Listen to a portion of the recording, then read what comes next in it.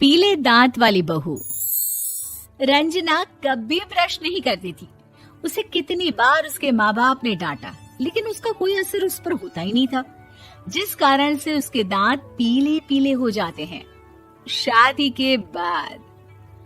अरे बहू, वैसे तो तुझ में कोई कमी नहीं है, पर तेरे दांत इतने पीले कैसे हैं बेटा? कैसे मतलब? कोई सर्जरी थोड़ी ना कराई है। वो तो क्या नाम, मैं ब्रश नहीं करती थी तो पीले हो गए। अब क्या करूं? आप कहें तो लाल करवा लूं या फिर काले? यार ये क्या है, क्यों माँ से लड़ रही हो? लड़ रही हूँ?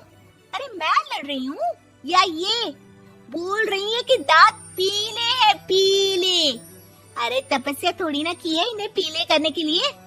बकायदा ब्रश नहीं किया है 20 साल तक, तब जाकर। छी, कैसी बात कर रही हो? ये उस वक्त तो पीले नहीं थे जब हम लोग तुम्हें देखने आए थे। अरे तब साफ करवा लिया होगा डेंटिस्ट के पास जाकर। अब देखो कैसे पीले पीले लग रहे हैं। रंजना सास की तरफ गुस्से से देखती है। फिर शुरू हो गई पीले पीले पीले। अरे पीले तो तब भी थे जब मेरे हाथ का रसगुल्ला उड़ा उड़ा कर खा रही थी और बोल रही थी, लड़की नहीं गुणों का खजाना दे रहे भाई साहब आप। खैर, अब वो लोग करते भी तो क्या करते, पीले दांत वाली बहू पल्ले पड़ी थी तो झेलना तो था ही। एक दिन कीर्तन में रंजना गाना गा रही थी। अरे कमला बहन, माँ का द्वार है, यहाँ तो सब शुद्ध होकर आते हैं, फिर अपनी बहू को ब्रश भी नहीं करवाती तुम। दूर से पीले पीले दांत भक्ति में बाधा उत्पन्न कर रहे हैं। और कोई 2 साल के बच्चे थोड़ी ना लेकर आई हूँ मैं बहू बनाकर। अच्छी खासी लड़की है, अरे कैसे करवाऊं ब्रश? ये तो उसे खुद करना चाहिए ना। अब माँ बाप तो इसके जैसे तैसे निपटा दिए, ये नहीं सोचा कि सास कैसे संभालेगी। सास बहू को लेकर घर आ जाती है, लेकिन सोच लेती है कि अब इसे लेकर कहीं नहीं जाएगी। अगले रोज बहू कहती है, अरे क्या हो गया, मंदिर नहीं जाना क्या? कीर्तन का वक्त हो रहा है। मेरी मधुर वाणी से कान्हा जी जागते हैं और सोते हैं। आप तो जानती है ना उनकी भक्ति में कितना मन लगता है मेरा। वो क्या है ना, तबीयत ठीक नहीं लग रही है मेरी, आराम करूंगी मैं। तबीयत ठीक नहीं लग रही? अभी तो मिथुन के गाने पर नाच रही थी आप, और अब बोल रही है कि तबीयत ठीक नहीं लग रही। अरे भक्ति में मन लगा लो सासू माँ, ऊपर जाना है, क्या मुंह दिखाओगी आप? हाँ? सास को बहू की बात पर गुस्सा आ जाता है। मैं क्या मुंह दिखाऊंगी, इसकी चिंता तो ना कर, समझी? अपने मुंह की चिंता कर, जो ये पीले पीले दांत लेकर हर जगह पहुंच जाती है। पता है लोग कितना मजाक बनाते हैं। ना जी ना, मैं नहीं जाना कहीं तेरे साथ। तो ये बात है। कोई ना, मत जाओ, मैं अपने कमरे में ही बैठकर भक्ति कर लूंगी। ऊपर वाला दांत थोड़ी ना देखता है, मन देखता है, भावना देखता है। और अरे बस बस, तू सब कुछ दिखा, बस ये सफेद चमकदार दांत ना दिखाना किसी को, है? जा यहाँ से। बहू को सास की बात का कोई फर्क नहीं पड़ता, वो तो जैसी थी वैसी ही रह जाती है।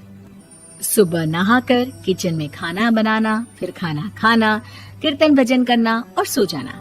एक दिन, माँ जी मैं सहेली के घर जा रही हूँ, शाम को लेट आऊंगी। हाँ, तो जाना, मैंने कौन सा तेरी आरती करनी है घर पर बैठकर। रंजना सहेली के घर जाती है, जहाँ वो पार्टी में जाने की तैयारी कर रही होती है। अरे शिखा, कहाँ जाने की तैयारी कर रही है? मैं गलत वक्त पर आ गई क्या?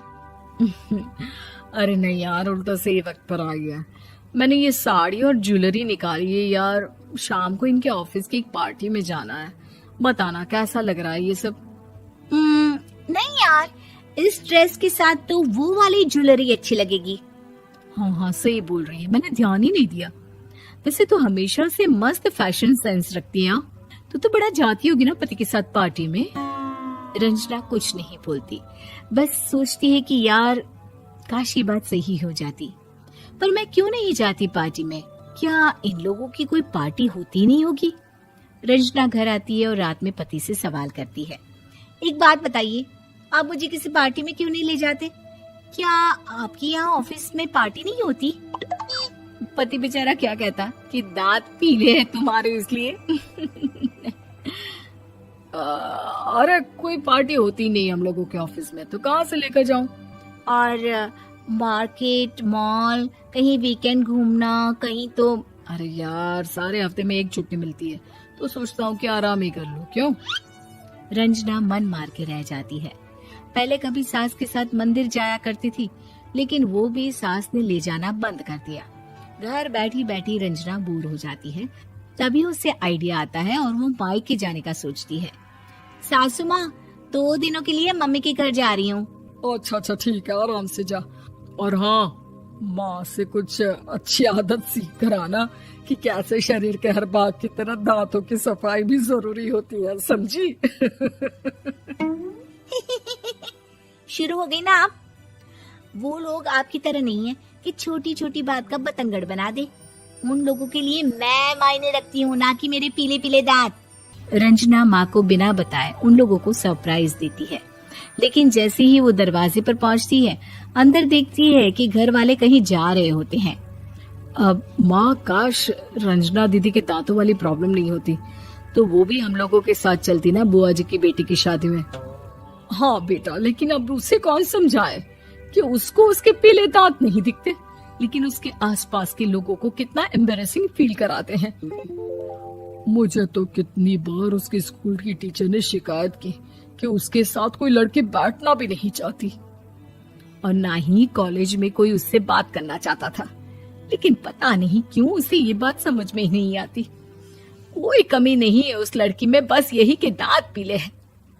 वो तो भला हो जीजा जी और उनकी माँ का, जो दीदी को जैसी है वैसे ही रखा हुआ है। रंजना को अपने घर वालों की बात सुनकर बहुत दुख होता है। वो सोचती है कि वो क्या करे, लेकिन फिर वो सीधा डेंटिस्ट के पास जाती है, अपने दांत चमकाती है और कसम खाती है कि वो रोज ब्रश करेगी। अरे क्या हो गया?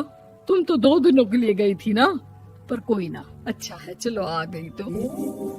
रंजना सास के सामने आकर खड़ी हो जाती है और पूरी स्माइल करती है, उसके चमकदार दांतों को दिखाती हुई। हैं? चले मंदिर? माँ, मुझे माफ कर दीजिए, मैंने आप लोगों को बहुत एम्बैरेसिंग फील करवाया। मैं आज से रोज ब्रश करूंगी।